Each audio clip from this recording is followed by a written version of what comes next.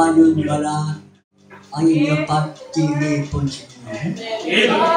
Natipon kita hindi bangod sa simbahan. Wala ka tayo natipon bangod sa brother sister. Natipon tayo bangod sa Ginoo. Enjoy ka mo? Enjoy. Kung enjoy ka mo, hindi ka mo dry.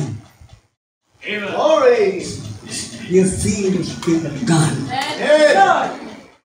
Sa tanan ng baga, you feel the Spirit of God. You are not dry.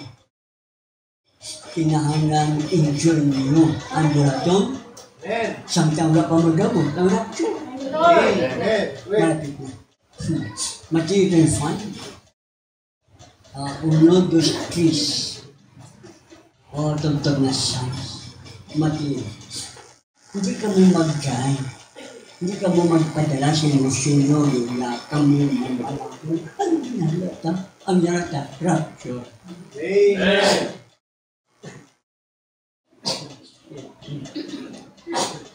Mateo 25, uno, dos, tres.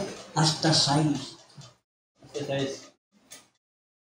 Yan ang ginarian sa langit, mapaangay sa napulo kadalaga nga nagdala sang ila mga suga, kag nagkadto sa pagsugat sa nobyo.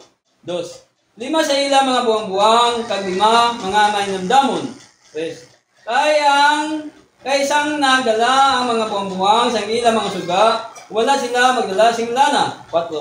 Apang ang mga mainamdamon nagdala sing lana sa ila mga tibod-tibod, pati sa ila mga suga. 5. Karon sang naglantang ang nobyo, tanan sila gintuyo kag nagtulog. 6. Apang sa tunga sa kagabiyon may isa ka singgit. Yari ka doon ang nobyo. Huwag ka mo sa pagsugat sa iya. Ama na langit din, Diyos ang Yes, glory! Na-bless mo ang pagpamati. Subungin Diyos mo ang pagbasa. Amen. Kabahan ng Holy Ghost, magapatunga sa amon, kang magahambal sa amon darungan. Salamat God sa imo kaayo. Sa ngalan mo Jesus, inapo namon ang tanan. Amen. Magapangko. Amen.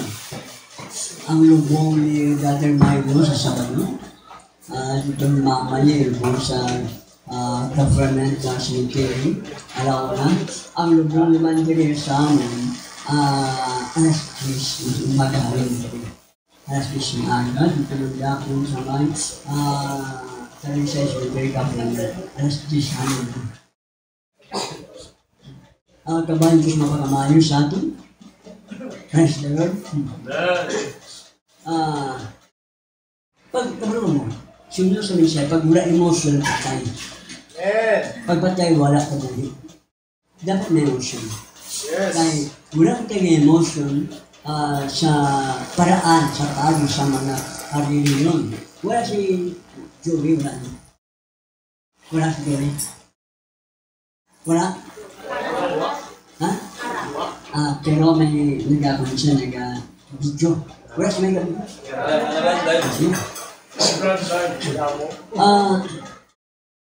Ang Biblia kasi, parabola na eh. Parabola siya, pero ang tinutungo ay tungkol sa spiritual. Material ang pinag-usapan, pero dinaan sa material, pero ang tinutumbok dito ay spiritual. Ang mga bagay na literal ay madali maunawan, pero mga bagay na spiritual, mahirap unawan. Sinabi ng mga apostol, Panginoon, go! Bakit nagsasalita ka ng mga talinhaga? Sa mga tao niya, dito ko niya. Nagsasalita ka ng mga talinhaga sa mga tao. Sinabi ng Panginoon sa kanila, hindi pinahayag, ipinakilala ang kaharian ng Diyos. Hindi ipinaalam. Ngunit sa inyo ay ipinakilala, ipinaalam ang kaharian ng Panginoon. Amen. Kaya ang Panginoon nasasabi, ang pagdating ng ating panusikong coming, tinutukoy niya.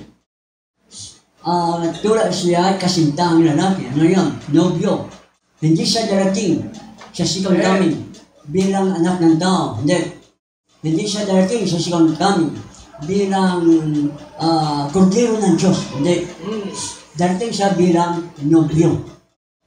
Sabi ang pangkariyan ng Diyos itinulad sa 10 dalaga na naghihintay sa kanya, sa nobyo. So, ang second coming ay dating siya bilang nobyo. Salubungin niya ang kanyang nobya, iglesyang pinili.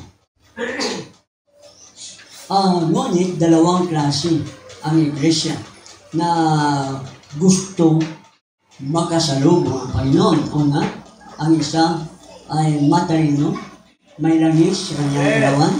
Ang kalawa ay mamang na iglesia na may ilawan pero wala namang baong langis. Dumating ang panahon na natulog ang dalawa. Alam mo kung saan siya natulog?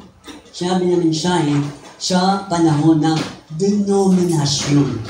Na ang iglesia organized na. Ang iglesia denominasyon na. Right. Natulog sila doon. Ibig sabihin, hindi tulog sa upuan. Hindi. May natutulog ba sa upuan? Hindi ganon. Kundi sila ay nakakaanib sa loob ng iglesia. Denominasyon, organisasyon, ang tawag sa kanila, tulong. Sinabi niya ni Apostol Pablo sa Efesos 5:14.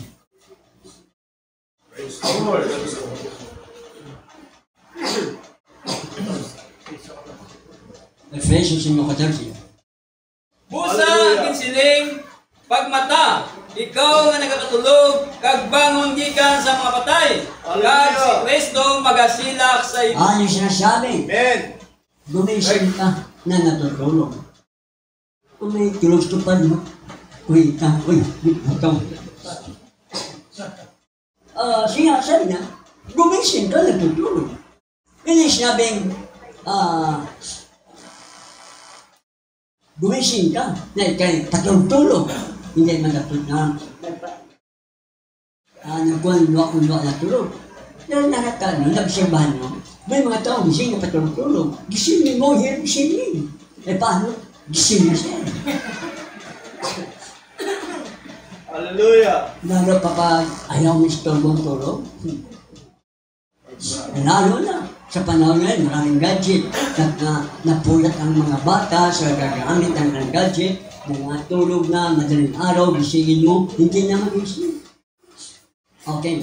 Sabi ng Panginoon, sa mga manampalataya ito, ikaw nang tutulog, dapat laging gising ang ating kaisipan.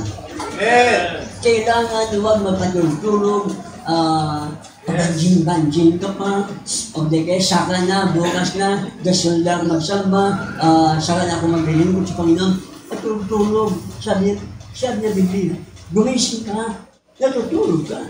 Sabi, bangon sa gitna ng mapatay. Amen. Ano yun? Sasanibin mo ka. Praise the Lord. Huwag kang makiayon sa mga bagay ng sanlibutan. Huwag ka sumunod sa pati. Huwag ka magpatianon sa mga gawain ng sanlibutan. Bangon ka sa gitna ng mga patay. Ang hindi sabihin, ang wala kay Kristo ay patay. Espiritual. Ano yun? Parang sumbi. Ganon pa lang tao na kay Kristo. Patay na buhay. Lumaraw ka sa patay siya. Wala siyang buhay. Sumbi. Parang Dracula na. Sabi niya, bangon mula sa mga patay at magliliwanag si Kristo sa iyo. Ang ibig sabihin, habang ikay nabubuhay sumasama sa mga gawa ng sanlibutan, hindi magliliwanag si Kristo sa iyong buhay. Ang buhay mo, reflection ay madilim at ang nakikita ay demonyo kung saan libutan. Sabi niya, itong 10 dalaga na ginutay sa Panginoon o sa nobyo, sabi ko nobyo.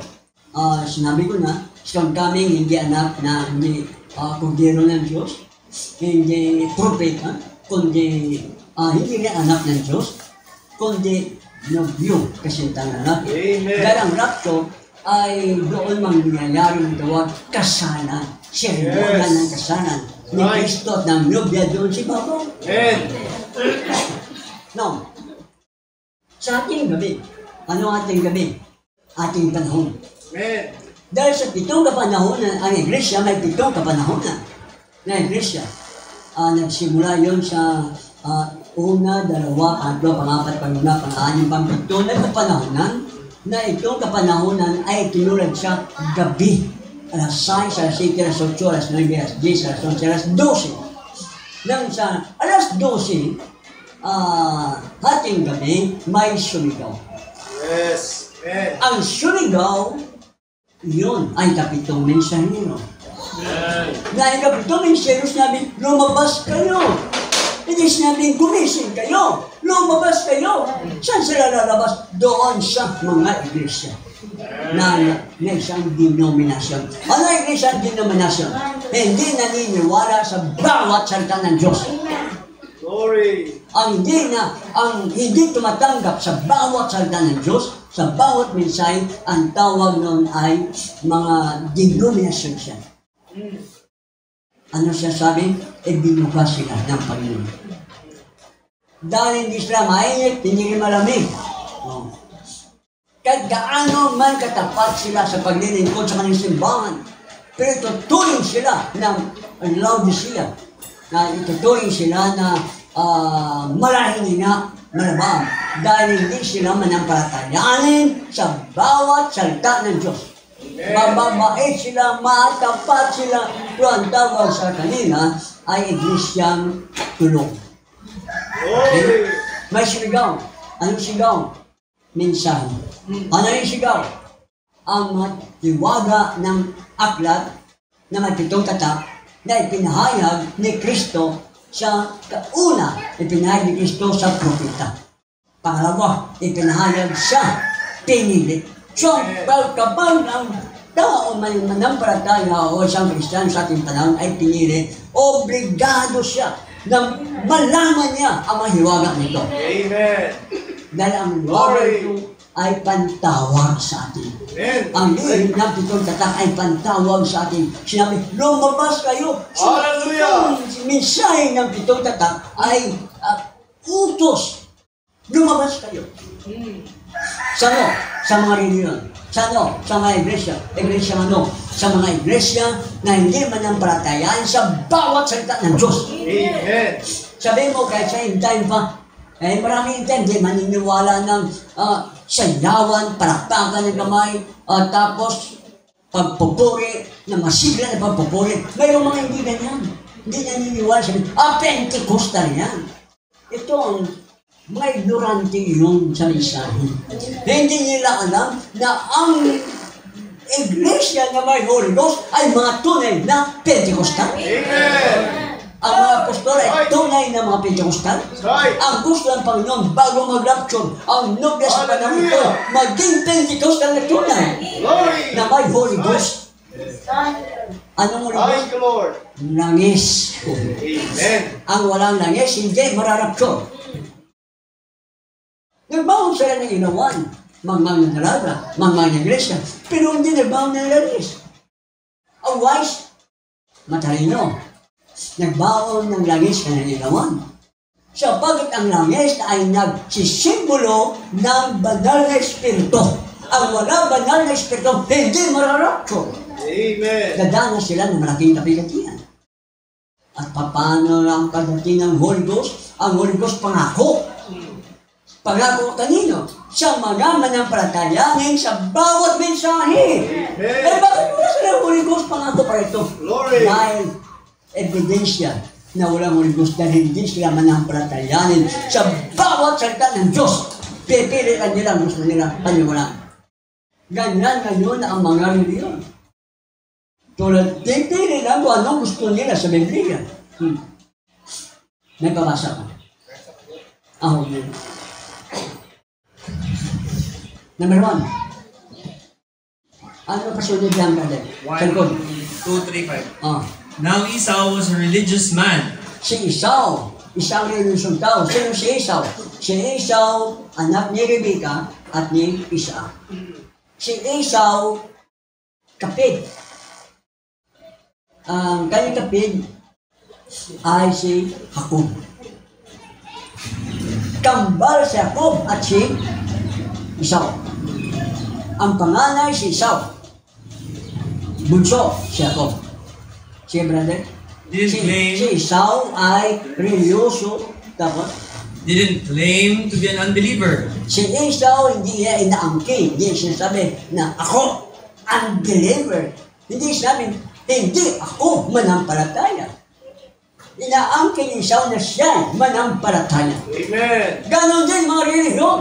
Hindi sinabi, hindi na siya sabihin na sila hindi manampalataya. Sasabihin na, manampalataya sila.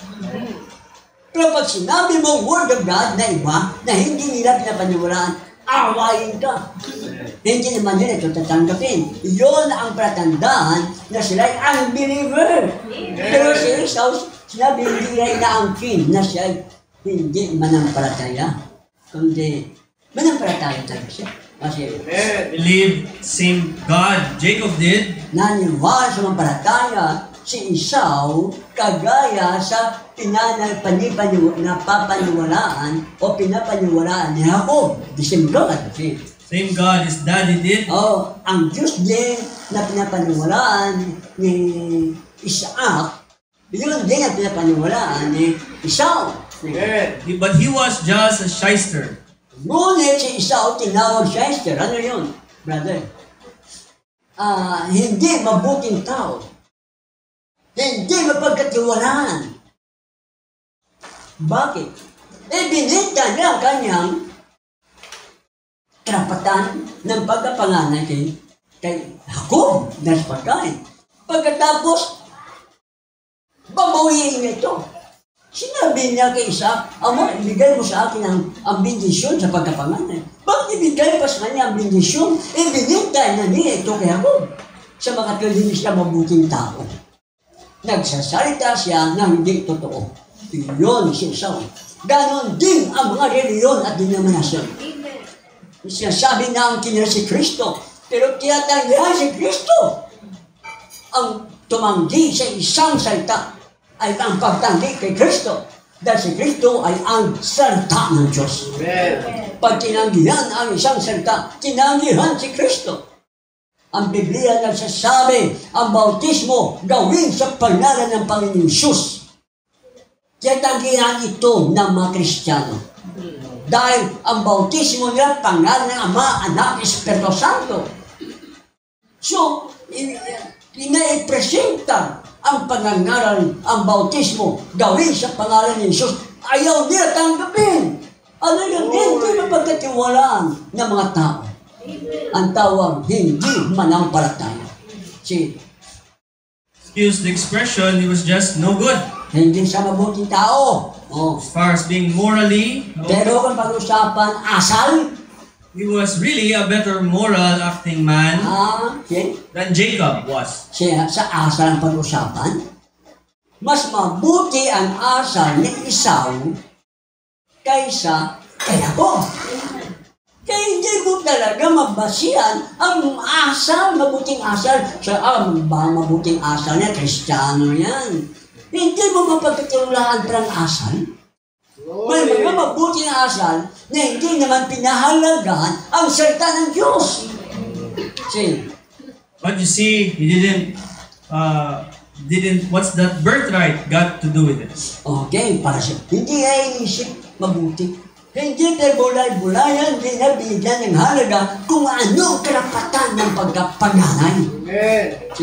They sold this birthright to Jacob. Kanyang ibininta ang kanyang pagkapanganay kay Jacob na kanyang kapatid dahil sa pagkain. Amen. But Jacob, number 2, he didn't have big Ang things. lang. Kita mo? Bininta. Ganoon ang mga denominasyon. Bininta nilang karapatan sa buhay na walang gan. Doon sa mga denominasyon, kahit mali ang aral. Nababasa sa Biblia, ng babae hindi pinapahintulutan na magturo. Ang babae hindi pinapahintulutan magpastora. Pero baliwala sa kanila. Bininta nila ang kanilang kaluluwa. Doon kay Satanas. Sa pamagitan ng pagtanggap ng mali. Number 2.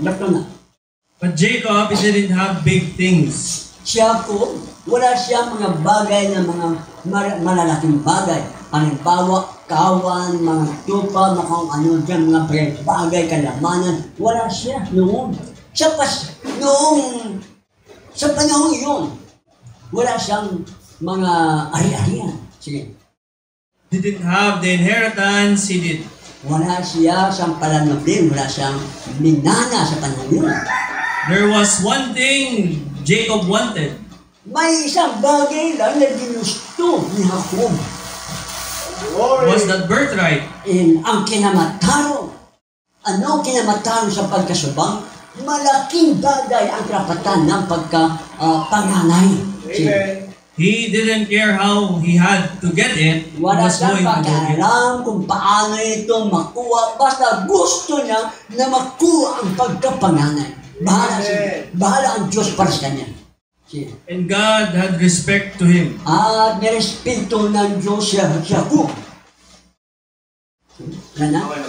Kita mo ha? Ang ginusto ni Jacob ang pagkapanganay.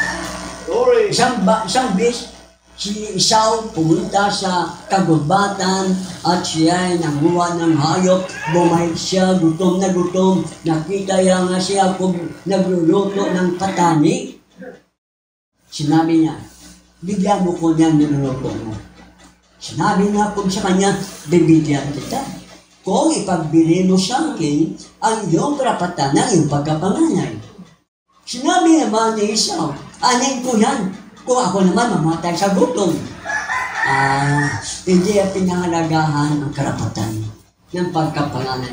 Dahil sa pagkain, kaya marami ang mga tao gawain ko linggo, pinagbibili nila. May trabaho, may kung ano pang mga hanap buhay. Ipinagbili nila sa mga bagay ng sanlibutan. Ang karapatan nila sa buhay na walang hanggan. Saka na? Ito marami pang linggo. Ano? Paano kung mamatay na bago maglinggo? Sabado pa lang patay na. So, hindi na alam kung maging ano siya bukas. Kaya nga, ipinahagi ng God ang mga hiwaga ng 7 tatak upang tayo magpaganda. Hindi natin alam kung kailan yun. Ipaghanda na, paghandaan natin yun. Sa pagharap natin sa Panginoon. May mga tao kasi masyado materialistic. Napagandaan ko na kung sa araw ng ating kamatayan, mayroon ako doon pansyon sa Heaven's Gate, may pansyon ako kung saan-saan. Ang pagandaan nila, kamatayan ng katawan. Pero ang kamatayan, ang kung saan pupunta ang kaluluwa nila, hindi nila binigyan pansin. Sige, brother. Next. How many of you perhaps have read of the virgin? Ilan sa inyo ang nakabasa ng tungkol sa dalaga? Some were wise and Ang some iba matalino, iba were foolish. ay mang. Hindi buang-buang, kundi buang-buang, Virgin means purity. Ang ibig sabihin ng dalaga yun ay dalisay. Yes. Malinis. Glory. They were all good people. Ang mga dalagito 10, lahat sila ay mga mabubuting tao. Every one of them, virgin, sanctified. Ay 10 sila, bawat isa kanila ay madalaga, malinis, Vessels of God. Sanctified, vessels, malinis na kasangkapan o kagamitan. Amen. But those who had... Alam. Ba't tinawag na malinis ang kagamitan? Sinong gagamit? Simpleng gagamit, yung Diyos. Ang ating kaluluwa ay pumasok diyan ang banal na Espiritu upang tayo gagamitin ng Panginoon. Paano? Yun ang pangako ng Diyos. Banal na Espiritu.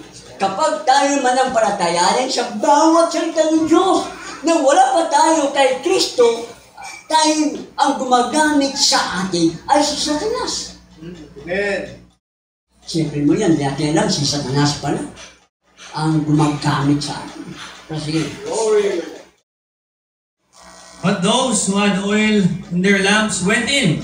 Pero pagdating ng Panginoon, ang may Espiritu Santo, yun ang langis kanyang suga, ilawan. Pagdating ni Kristo, Nakapasok siya sa sa salo-salo ng kasalan. Sa seremonya ng kasalan. Nakasama sa rapture. Yun, malapit na yan. Malapit na yan. Kasi, The others was left out. itong 10 itong 5 dalaga ay naiwan sa rapture at dumanas na malaking kapigatian. They were all virgins, everyone. Ang lahat sila ay mga dalaga, bawat isa kanila. People you couldn't put your finger on for anything wrong. Itong mga foolish virgin, hindi mo maituturo ang iyong daliri, yan, mali yan. Yan, masama yan. Wala kang maipinta sa kanila. Hindi sila taga-salibutan. Hindi sila gumagamit hindi sila nabubuhay sa libutan. Wala silang bisyo. Wala silang sigarilyo. Hindi sila adik. Hindi sila sugarol. Magbabait sila. Wala sila na pamuyayaw. Gusto niya, ikaw, pamuyayaw ka? Hindi mo sila makusar sa muna. Mababay sila. Matapat sa maglilingkod. Sige. But they believe everyone in the coming of the Lord. Naniwala din sila sa pagdating ng Panginoon. They were ready to go meet Him. At preparado din sila para salubungin ang Panginoon. Sige. But some of them let their oil go up. Pero ang iba sa kanila, ilan yun? 5 ang kanila, ang banal na espiritu na siyang oil, natuyo, wala na sa kanilang ilawan, wala na Holy Ghost. Amen. Bakit? Umalis na eh. Bakit umalis ang Holy Ghost? Kasi presenter sa kanilang Word of God, tatanggihan naman. Amen. Kaya ang Holy Ghost umalis, sumama doon sa salita na kanilang tinanggihan. Dahil ang salita, o sa pasimula ay ang salita. Ang salita ay kasama ng Diyos. Saan ang Diyos? Sa kanyang salita. Ang salita sumasama sa Diyos. Ang Diyos sumasama sa salita. Pag tinanggihan ang salita, tinanggihan ng Diyos. Kaya wala nang langis, wala nang Holy Ghost. See? Next one. No. If you'll take the name virgin, write it down, it means... Ang ibig sabihin ng dalaga, okay? Holy, clean, sila ay banal, malinis, sanctified. At nilinis. See? The word sanctified comes from the word sainted. Ang ibig sabihin ng nilinis, naging santo. Hindi santong ibulto. Hindi yun ang tutukoy sa Biblia. Pag sinabi mong santo, ikay banal. Pag sinabi mong banal, hindi ibig sabihin na ginawa kang banal dahil wala kang sigarilyo, wala kang alak, wala kang, hindi ka masama. Hindi ganoon. Ang ibig sabihin ng banal, nilinis. Anong naglinis? Ang dugo ni Kristo. Paano kalinisan dugo ni Kristo? Kung manampalataya ka sa mensahe. Sa bawat minsan manampalataya ka at lilinisin ka. Yun ang ibig sabihin ng santo. Sainted. Sige. Which means clean. Ibig sabihin nilinis. Like the Hebrew word. Kagaya sa salita o wika ng mga Hebreo. Now, that's a Greek word, sanctify, means clean. Ang nilinis pa ng sanctified, Griego yan na wika. Sa English naman, ay nilinis. The Hebrew word is make holy. Ibig sabihin sa Hebrew ulit, holy, banal. Pag sabi mong banal, nilinis, at santo, isa lang tinutukoy. Each word has the same meaning.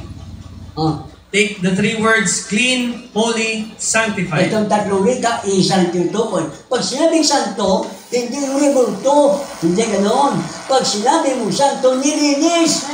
Ano luminis? Dugo ni Kristo. Sa mga tuwid, kapag ikay sumampalataya sa mensahe, sa salita ng Diyos, ginawa kang matuwid. Kung ginawa kang matuwid, nilinis ka. Amen. Sa mga tuwid, buhay kang santo. Santo kang buhay. Kaso, iniligaw ni Satanas ang kaisipan ng tao. Pag sabing santo, ribultos, ribahan. Hindi ganoon. Hallelujah. Kaya pag sinabi mo, banal, hindi sabihin, hindi ka makapatay langaw. Hindi ganoon. Pag sinabi mo, banal, nilinis ka ng dugo ni Kristo. Walang sino taong matuwid sa harapan ng Diyos. Lahat ng kasala. Walang matuwid sa harapan ng Diyos. Pero ang Diyos ginawa kang matuwid dahil sa iyong panampalataya sa mensahe. O siya, brother. All three the same. O, ang tatlong ito, parehas lang. Tapos na bro? O, next. Now, sleeping virgin. The sleeping virgin, she lost her place. Ay, ito, first version na. Ano? Ang tulog na dalaga, mamang na dalaga, mawawala ang kanyang kaligtasan. Okay? We know that. Alam natin yan. She comes up in the judgment. Okay? Itong 10 dalaga, o itong 5 dalaga, siya ay harap sa paghukom, sa araw ng paghukom. And if she's ever heard the truth, at kung itong mga Kristiyano ito nakarinig ng katotohanan, ano katotohanan? Ang napahayag na hiwaga na matatak, mensahe. Kapag narinig nila ang mensahe, at kapag kanya itong tinanggihan, sige, she is condemned. Paparusahan siya sa araw ng paghukom. Amen. That's right. Yeah, that's right. Go. Come on. Next one. Okay. Judas could come up. Remember the sleeping virgins, you say, could be inspired by the devil. Kita mo, si Judas, pinahiran ng demonyo. See? Absolutely. Dalang balik ang puno. Remember, the sleeping virgins, you say, could be inspired by the devil. Kita mo, pati mo lang itong mababait at matatapat sa paglilingkod na iglesia. Matapat, mabait, walang bisyo, hindi makasanlibutan, pero sila'y inspired, pinahiran ng demonyo. Yun ang dahilan na tinatanggihan ang salita ng Diyos.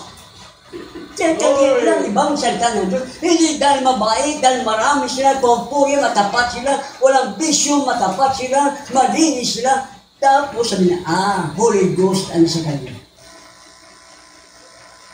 Demonyo pala ang nag-inspire at kung o kaya ang pumahid sa kanila. Pinahiran sila ng espiritu ng demonyo. Dahil tinanggihan ang mensahe. Isang salita lang na mensahe tinanggihan. Inspirado na sila ng demonyo. Sige, brother. Absolutely. Still living clean. Still living clean. Nagpagpagabuhin din hapon sila na matiplo. Sanctified, holy, banal, santo. Pero demonyo ang nag-inspired sa kanilang espiritu. Hindi sila mag-backslide.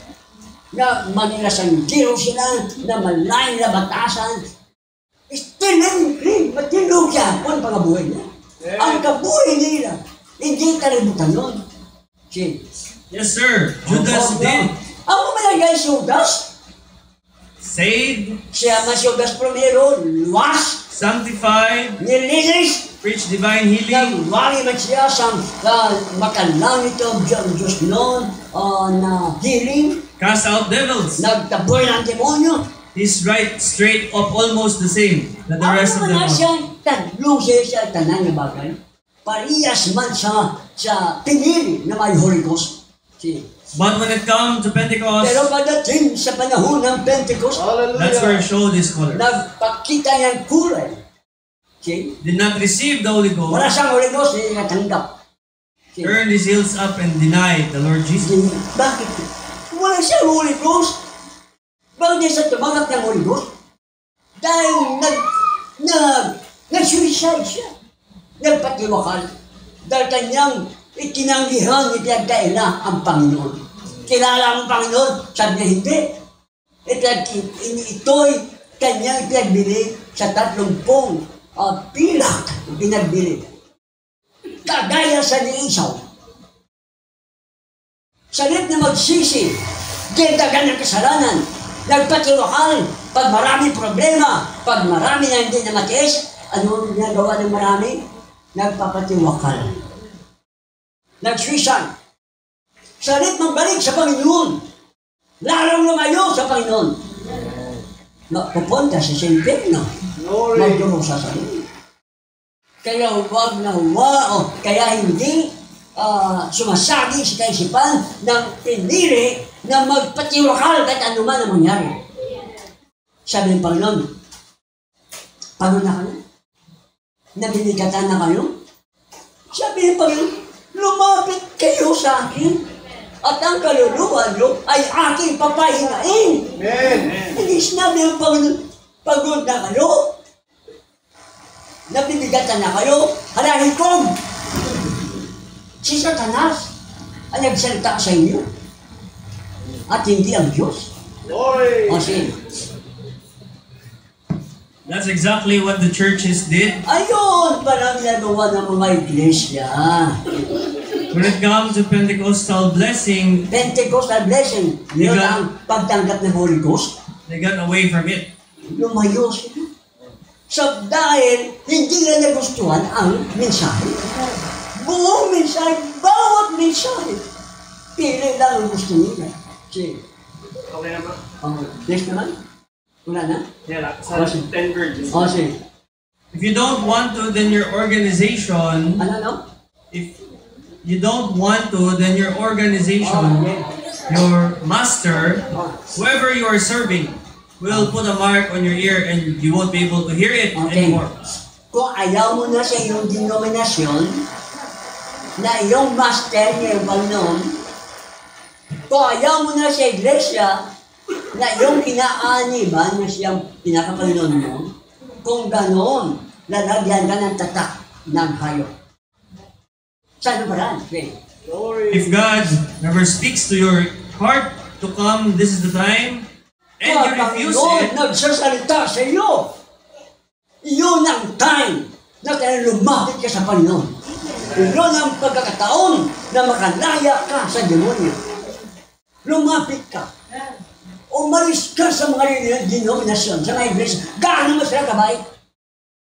Gaano mo katapat? Pag hindi sila manampalatayanin sa bawat salita ng Diyos, lumayo ka sa kanila. Kapag hindi, may tatak ka na ng hayop. Mark of the beast. See? and you refuse it, then you receive His mark, hardened from the truth. Kung mo ang salita ng Diyos sa mensahe, bawat salita. Kung magkaganon, tatanggap ka ng tatak ng hayop. Tapos gano'n, mark of the beast. Seal of the devil, mark of the beast. Ano yun? Silyo tatak ng hayop. Tatak ng demonyo. Anong tatak ng demonyo? Reliyon. Denominasyon mga iglesia, tatak yun ng demonyo. Kaya daw, sabihan mo ng word of God, ayaw kasi may tatak ng demonyo. Ayaw na nila makinig. May tatak na yun. O sige. Amen. Sige. What does the mark of the beast do? Anong gagawin ng tatak ng hayop? Put you right back to Romanism, denominationalism. Ibabalik ka niya sa pagkaromano. Ibabalik ka niya tama sa organisasyon at denominasyon. Ibabalik ka niya. Kaya na sa denominasyon, may tatak ng demonyo. Kapag doon ka sa mga mangmang na dalaga iglesia, doon ka sa tulog na dalaga iglesia, ikaw ay may tatak ng demonyo. Pagdating ng paghukom, paparusahan ka. Pero, ang pangako ng Diyos, tayo ay mararapsyo. Amen. Kahit gaano ka kasama, gaano tayo ka makasalanan, kahit gaano tayo hindi matuwid. Pag lumapit ka sa mensahe sa panahon ito, yun ang paglapit kay Kristo. Tayo tatanggapin ang pangako Holy Ghost, ang pangako mararapsyo tayo. Purihin Diyos. Tumayo ang Diyos. Hallelujah. Hallelujah. Anong patin sa doon? Balaan ng Espiritu. Anong patin sa Israelitas dagatipan? Sabat inagpahuay.